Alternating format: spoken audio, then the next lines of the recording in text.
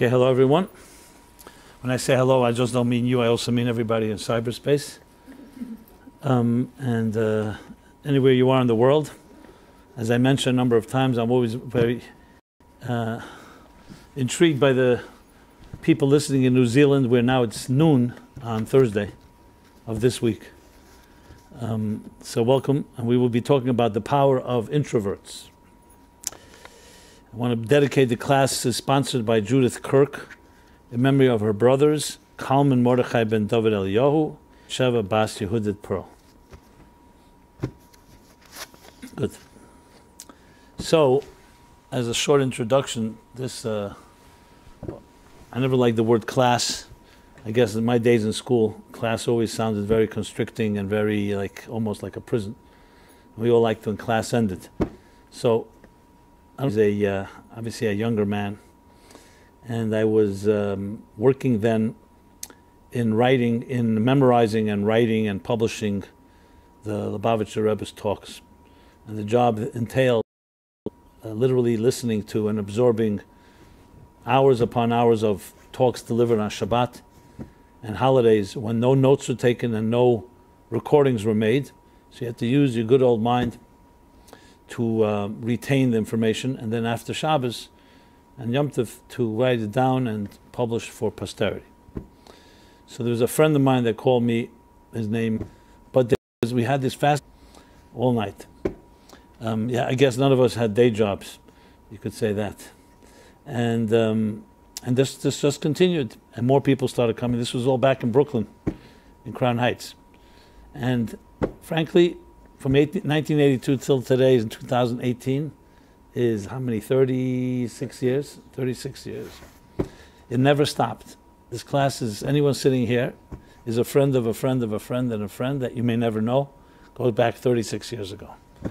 And then we moved the class to Wednesday night, and recording the classes. And I wasn't always in this location, it was many different locations, have been literally diverse as the wide, as extreme, along the entire spectrum and cross-section of the population, literally. You never believe the types of people. And I, thank God, I can remain in contact. There are people sometimes walk in here Wednesday night I haven't seen in 20 years, I'm not exaggerating. But I remember them, they remember me. And when you make a spiritual connection, it lasts, because it's not built on just a temporary benefit. It's built on ideas that are timeless and addressing the universal concerns of the human condition based on the timeless teachings of the Torah. Now I should mention, some of you know what the word Torah is. Some people that came here never knew what the word Torah is. I didn't always use that word simply because it was an alien word to many people. But I mention it because it's just to give you the context of the whole thing. So here we are, to the thread through all these classes have been taking a theme that addresses, as I said, people's personal lives, our personal challenges, our personal issues,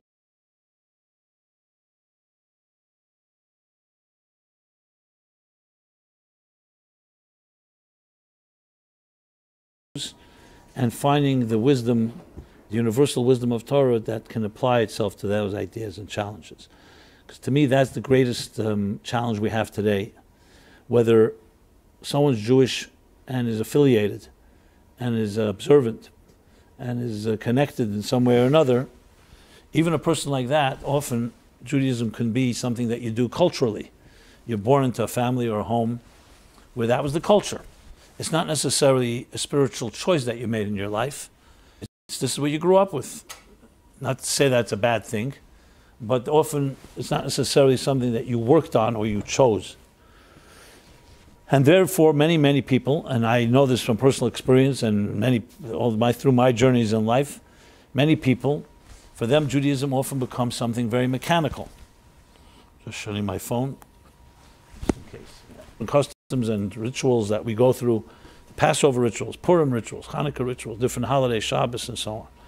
And you end up being more or less a mechanical Jew. It doesn't mean you're a bad person, but it means you're following through a culture and a ritualistic culture that doesn't necessarily have what we'll call vitality.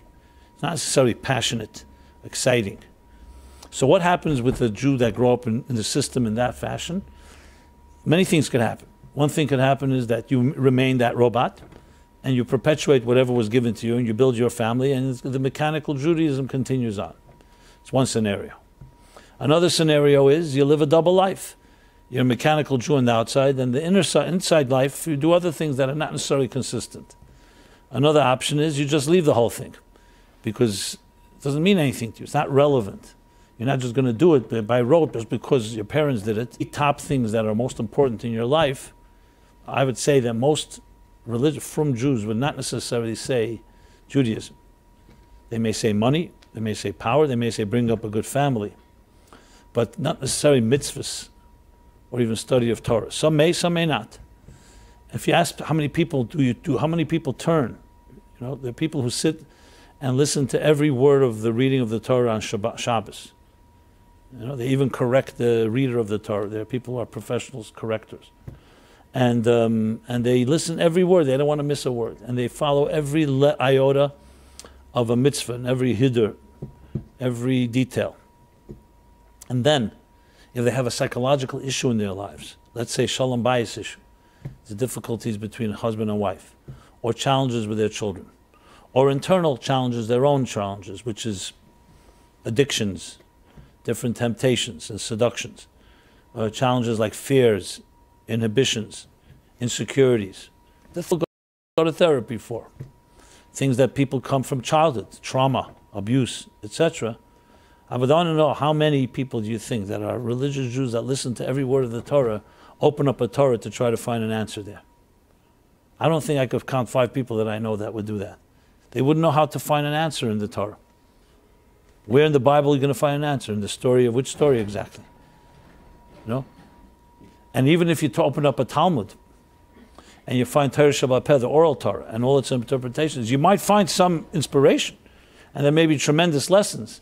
But to say that that's the go-to book that you would go to deal with personal challenges, most Jews would not answer that way. They'd say, I think it's some dichotomy of 2 worlds. One is your Jewish life, and one is your personal life. Now, when you take into account the majority of the Jewish people today, which are not observant, you could imagine the dissonance is even greater, because they don't even know what the Torah is in the first place. They're not even doing mechanical mitzvah. You feel the passion and the excitement. Just as excited and passionate you are about things that are close to your heart, that you can see that in Torah you find that message and that lesson.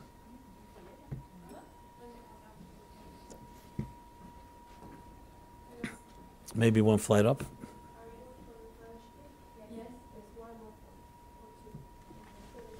There's a lot happening in this building tonight, huh? Okay, you're welcome to be here, but I think the party you were looking for is upstairs.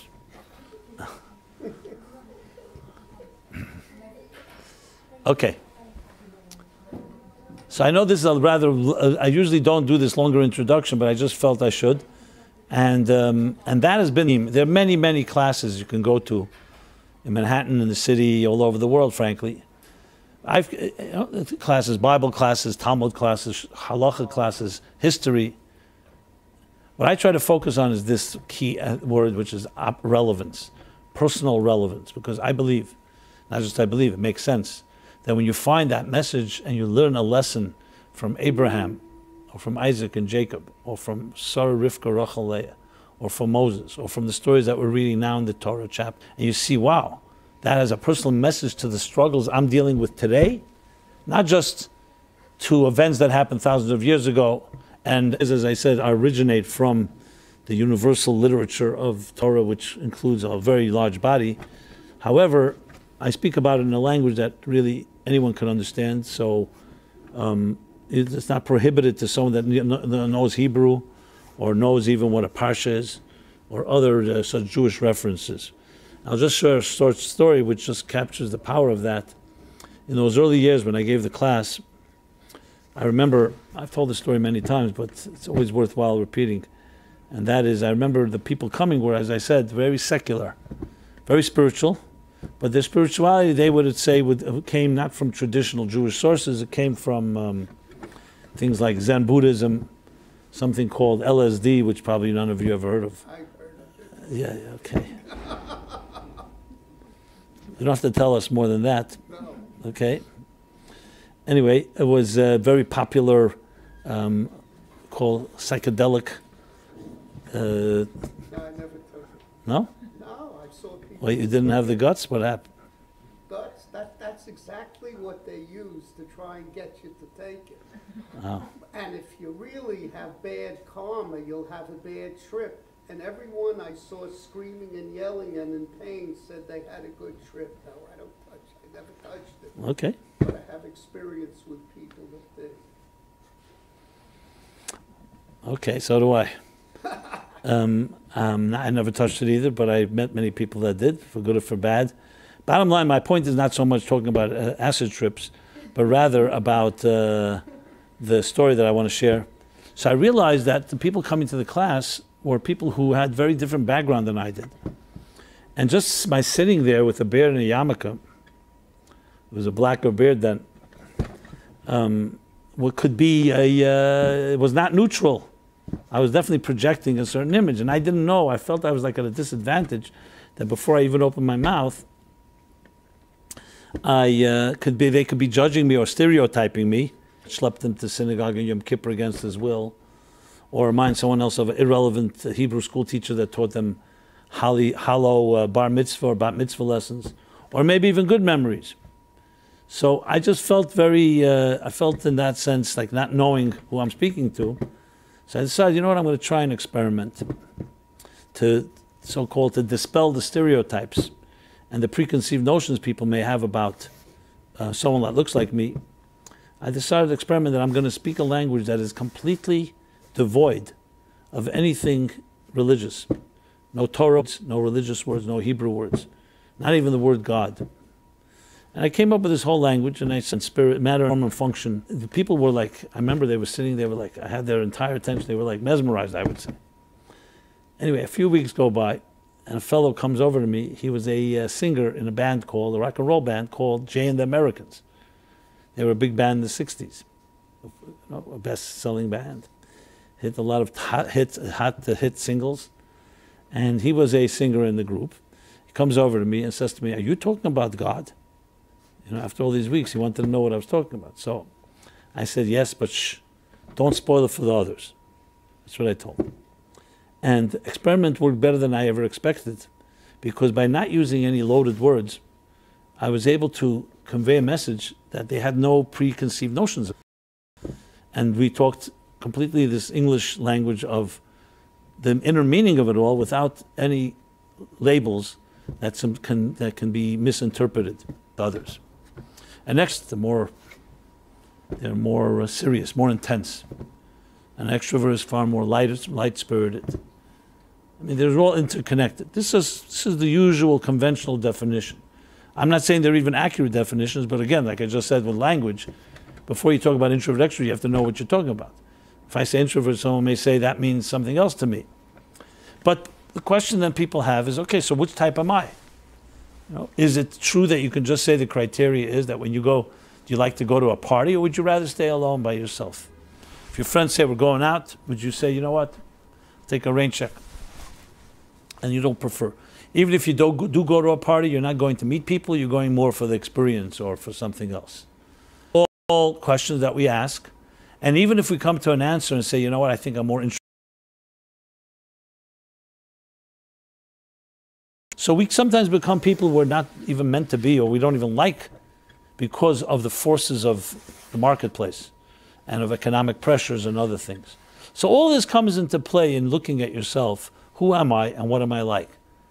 And this is something that, as I said, I talk about almost on a weekly.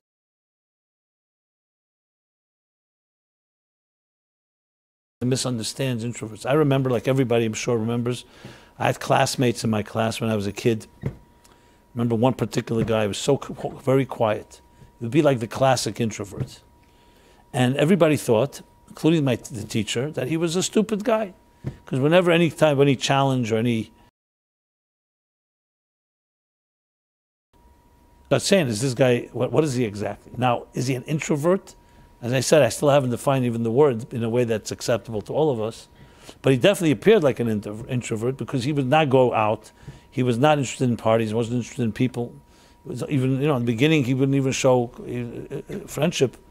I didn't have to pull teeth because he did have what to say, but we became very friendly. And I've recently met him even years later. As I said, he had other things that got into the way of his life, but it was a classic. I remember the misunderstanding of a child that can be the best, you can pick on them. The point is that so much of our lives as children, as we grow up, is coming from that defines a human being. Okay, what defines a human being? Are we, as I said, are we really wired that way? Some of us are wired extroverts and some as introverts. Is it something, like I said before, we assume through nurture, through education, through influences around us, or there's something more going on? And that's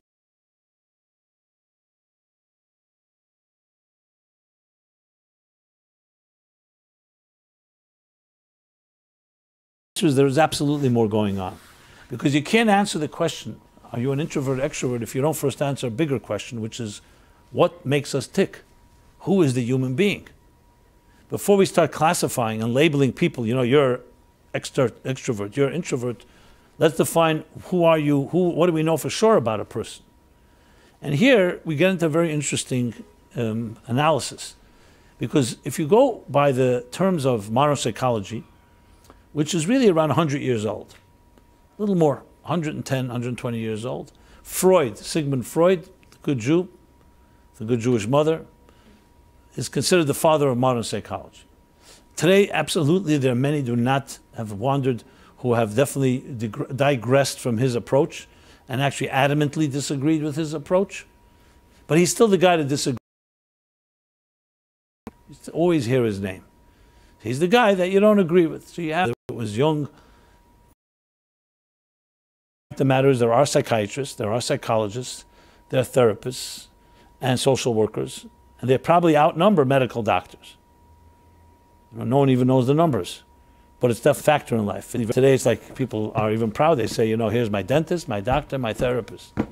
It goes like, my accountant, my lawyer. It's on there. Some people even have this card. I never saw that. That's a little, it's meant to be a joke. Yeah, okay. It happens to be true, as ridiculous as it is. You ask most people, who are you? They actually give you their business card. Initially, and you should have the time to be exploring who you are. But once you get into the rat race and the merry-go-round of life, the roller coaster, and you have to pay bills, and you have responsibility, and you have a family to take care of, like many people say, I don't have the luxury to ask who I am. I don't have time. I have to pay. I have to get I have to make. This is Freud's analysis of the human being. You go to the other extreme, Viktor Frankl, for instance, will say no. Man's search for meaning, logotherapy. He will say the core of a human being is the search for meaning. With all the different evidence he has, and he was in the camps during the Holocaust, and demonstrated how people who had meaning in their lives were able to survive even the harshest situations because they had something transcendent. Jung also, much more spiritual than compared to the raw, let's call it materialistic view of Freud. Not to say that Freud's view is not sophisticated, but it defines a human being in a very defined way. So then you ask yourself the question, so how do we come to the conclusion? What is the human being? Who's the human being? Who is based on this, from Rabbi Shneur Zalman of Liadi and other texts that talk about this, which is really based on what's called the Shari Kedusha, the gates of Kedusha, of holiness, from Rab Chaim Vital, the great student of the Holy Arizal. One voice is take care of myself, and the other one is to change the world in some way, to bring light and warmth to others. You get the idea. So we could say then that the identity of a human being is like two voices, and they're in struggle. They struggle. They're in battle with each other. Like Yaakov and Esav, Jacob and Esav. From the mother's womb, they always struggled, as the Torah says. They were two nations that she carried, two archetypes. One the warrior, and one the scholar. I'm intentionally using that expression. So now, once you get to that place, you say, okay, so what makes us tick? Makes us tick is that we have, lies at the heart of relationships. You have a partner, you have a spouse. Is it all about me, and my spouse is here to serve me? Or is this a mutual partnership? Give and take. And there's humility, and there's a giving. You're not just here to take. There's a selflessness. Relationships that have one or the other are not going to function well. There'll be dysfunction. But you also have to, you're in a relationship with someone else. It's not just about you. You could put it the way Hillel said. It may not nearly mealy if I'm only for myself. If I won't be for myself, what am I?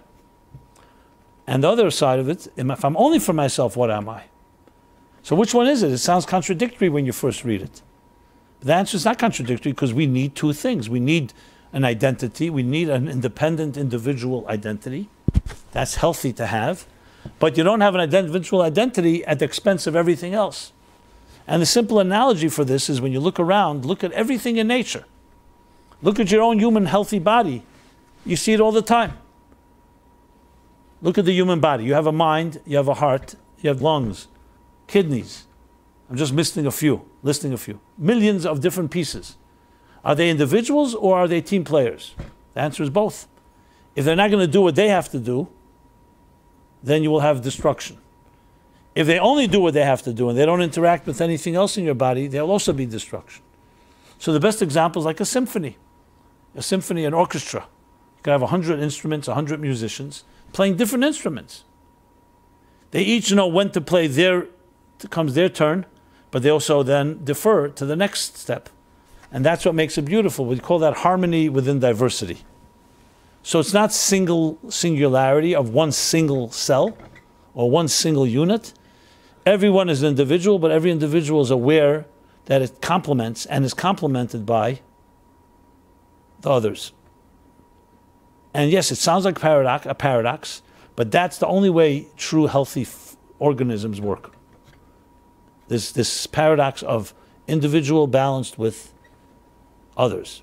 Exactly like Hillel said, if I'm not going to be for myself, if you're not going to do your job and say, what, I'm just relying on the crowd or everyone else, that's not, no.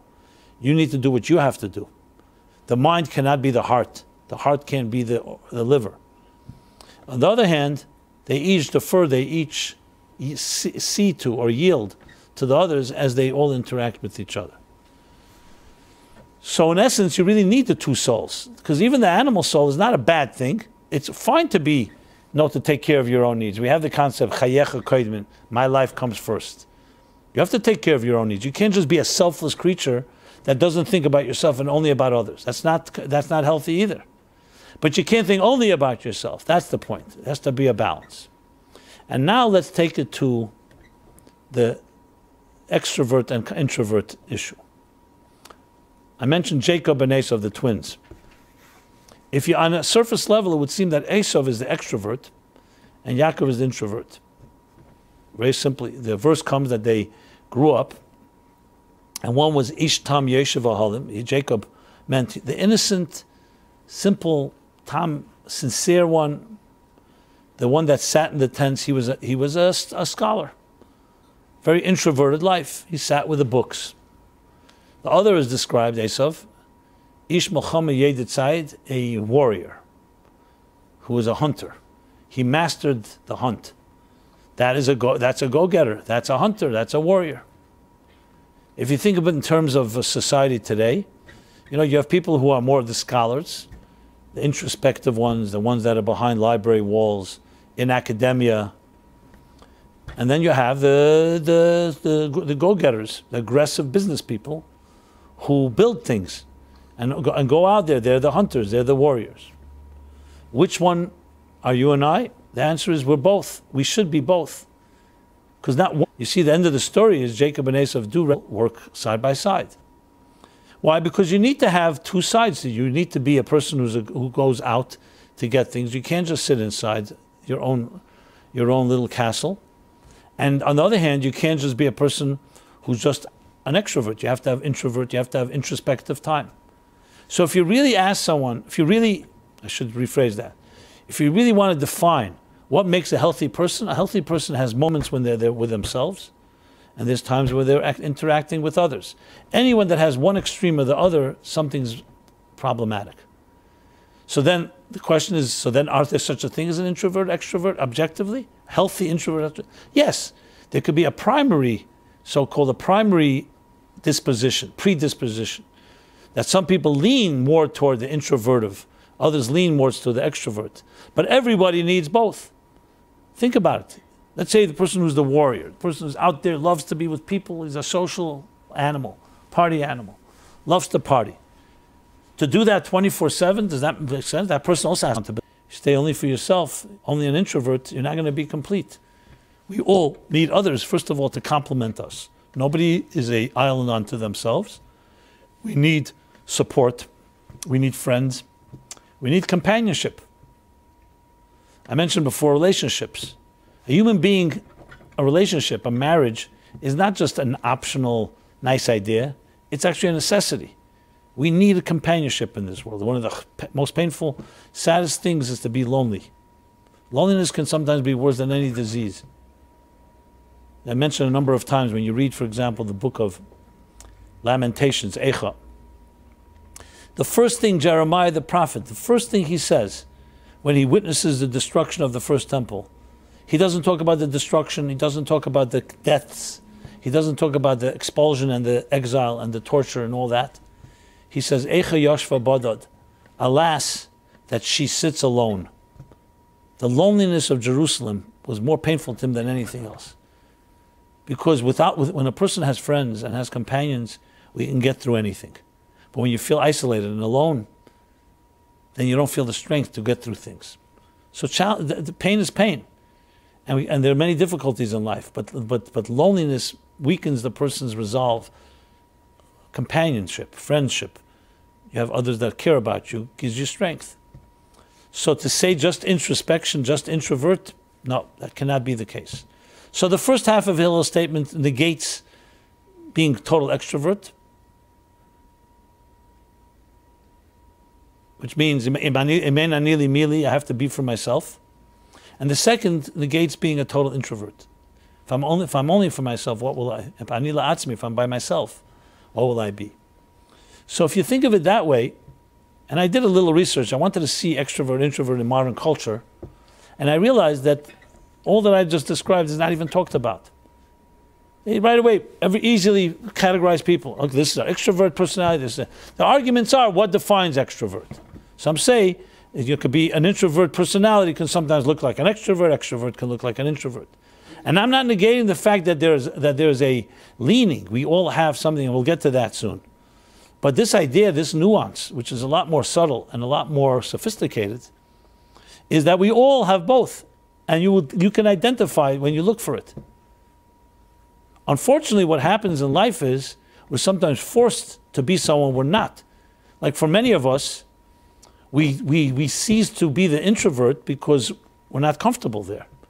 I know people, personally, that talk to me, that come for counseling, or I come to this class, and tell me, I'm terrified. I remember I had one person, I said, it was a couple, they were just married, so I said, do you ever spend time with each other? Because every night they had money and they would party and they went every night another restaurant. You know, New York, you could spend 100 years and every night have another place to go eat. So no, they're always out. They're always doing things. So I said, any downtime you ever just sit? And we really explored it. You know what it came down? They're both terrified of being alone with each other. Why? Because they saw relationships around them that were very painful. Both of them had parents that did not know how to communicate, a lot of fighting. And they're afraid of that type of just being vulnerable with each other. So they have all kinds of distractions, smoke screens. Here's our party, here's our wedding, here's we're traveling, here we go eat. So their whole introverted element, the healthy being introvert, I mean introspective, sit down, think about things.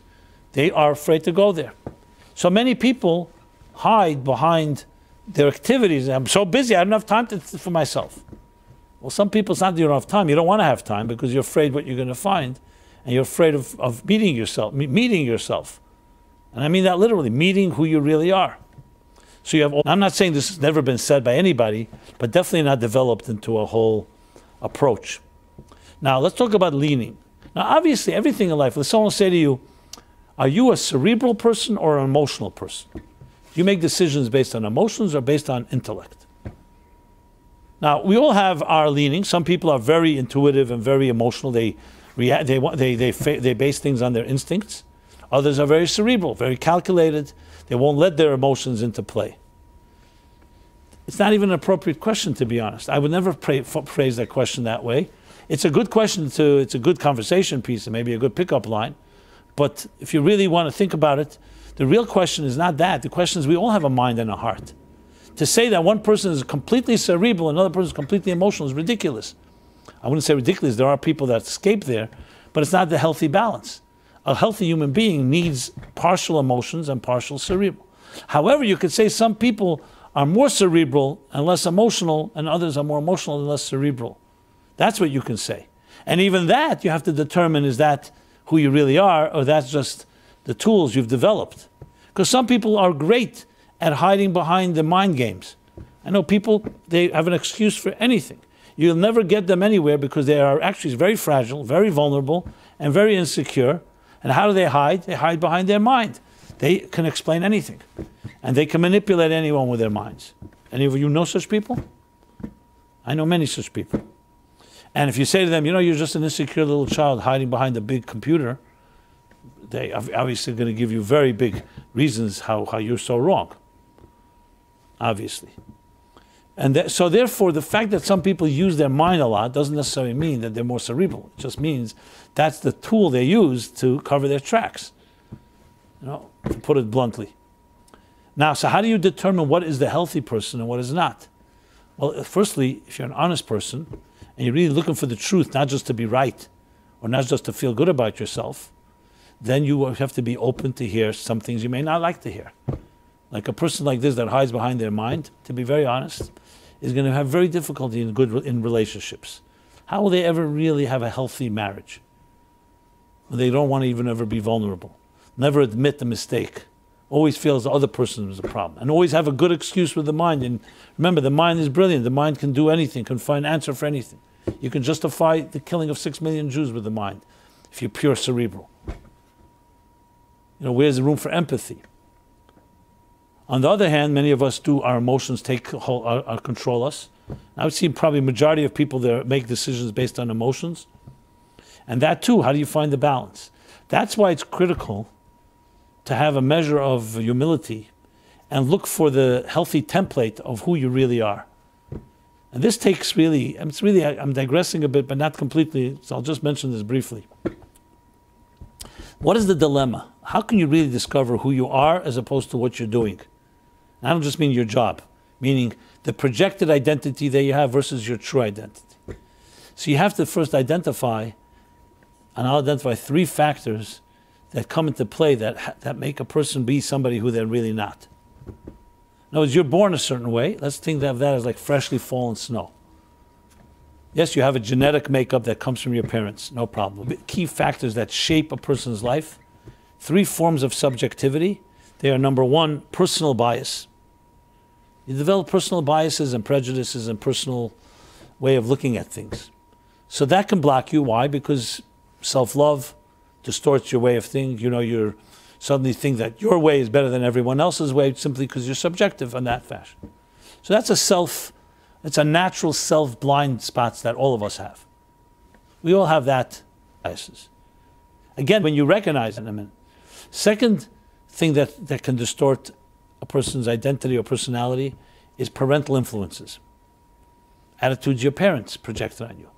To give extreme example, just to drive the point home. You come home from school. You feel good about what you just studied. But your father is always berating you. Everything is critical. And your mother's quiet.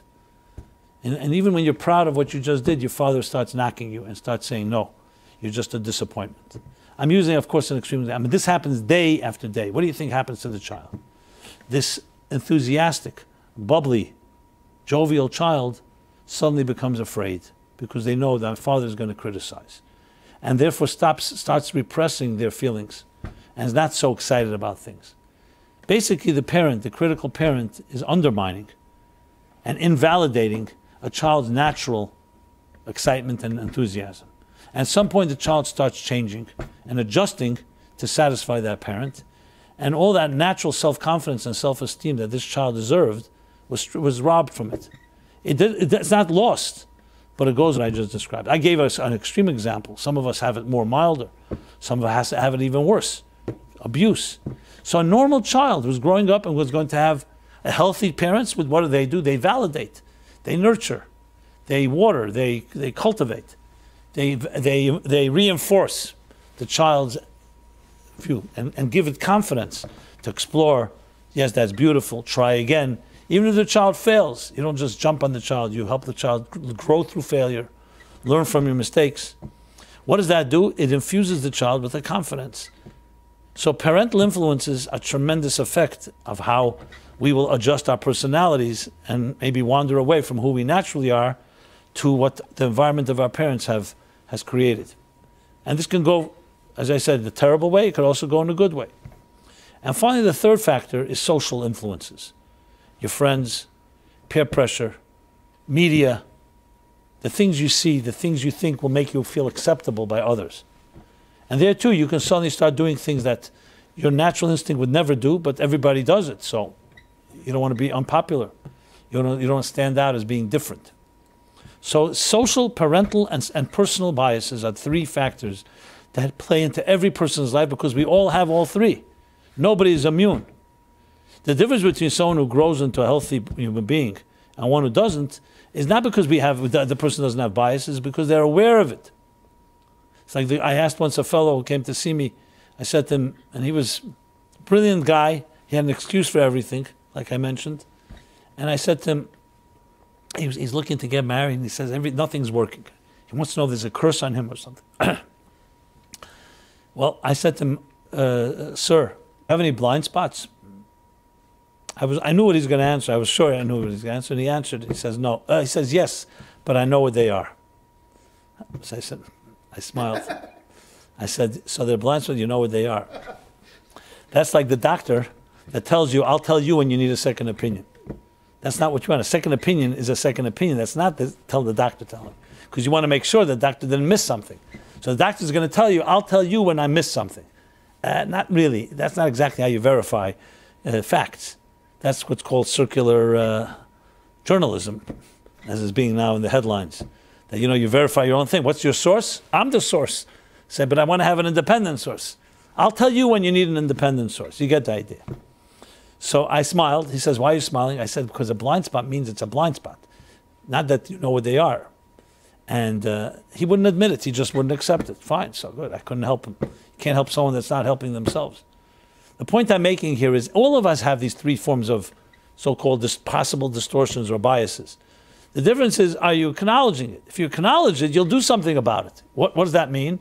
If I know that I personally can have a bias because it's about me or about my friend or my brother or sister, I'll go to an objective party and say I need an objective opinion because I am not sure that I'm right. That's the first healthy thing a human being does to verify. A 5-story mansion. You don't know a thing about contracting, you don't know a thing about architecture. You're going to start building it? Every intelligent person says, I got to hire someone that knows it. Not acknowledge necessarily. So these three biases is what blocks us to really find out what we're like.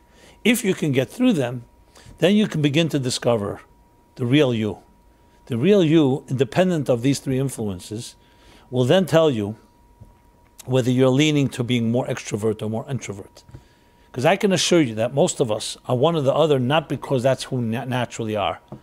It's most likely because of the forces of life, the three factors that I just said, that drove you in that direction. Now, I'm not going to say absolutely, because there's no question that we also have a natural side to things, what we really made up. But the problem is we don't know. How do you know what's natural, what's not?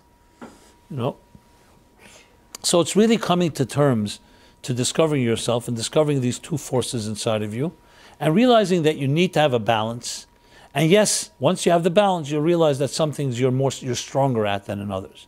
Like some people are very clearly better to sit quietly in a room and really feel that way. So he told me a very interesting definition. He said an editor is someone that takes your writing and writes it better in your voice than you could have written it. Not someone who writes a new voice. That's not an editor, that's a new writer. Someone that writes your voice better than you could have written it. And I realized that same idea, that the strength, but you need to be confident and secure and need to be ready to hear that. So to go back or sum up, what I was saying is that we all have the extrovert, introvert in us from birth. Both are necessary in life. And you see it in the Hillel's words, you see it in all of Jewish tradition. You see, for example, in the morning, you wake up, the first thing we do is we prayers, then some study, or the other way around, and then you go out to work. So you begin like Yaakov, Ishtam Yoshev Ahalim, study, prayer, and then you, like the Esav that goes out, the warrior, and we're talking about in a kosher, good way, into business, into the work. Every week, we have 6 days of the week where we go out, and the balance is when you're able to balance the two perfectly, which effort, but you have to be able to understand these two elements. A person that is just out there and doesn't have time to introspectively look at, and we have to always look at ourselves and say which part of us is, what are we doing right now? Where are you more active in? Which world, the introvert or the extrovert? See if it's in a balanced way, and then try to see what you're like if you strip away the three biases I mentioned as much as possible, and see what do you like, not in the environment of your parents, not in the environment what society demands, and somewhat get an objective opinion by asking another person, because you yourself may be biased. And I guarantee you, do the suggested things the exercise not close to our limits. That's why there's so much more to learn about oneself. And these exercises, the things I've been discussing, are great tools, I believe, to help a person get to that place. So on a final note, I'll say this. In my own little experience in life, people I meet, my own observations, you find that every human being you meet has unbelievable, much more strength and potential and beauty than they even know. Thank God I've been blessed to be able to see that. And it's a great thing to see, because I know people who see other people, they always see the negative in everyone. They see how little you can do. And they're always great to remind you, don't get your hopes up. Who do you think you are? So it's great to be able to look at people and be able to see that a soul's capacity is far more beautiful, more powerful than even you yourself may ever know. And seeing that gives you a lot of strength, because it helps you give you confidence in people. And then the question is, how do you help people get to that place? Like, let's put it the way Michelangelo says, angel. He says, no, the angel was there. All I needed to do was get rid of the excess. The lesson of that is that we all are those angels, and we all are those flowers, and all have that music. But then there are things that grow on us, like weeds in a garden, layers, concrete. So a critical component is to learn how to recognize that there's those angels, and then do what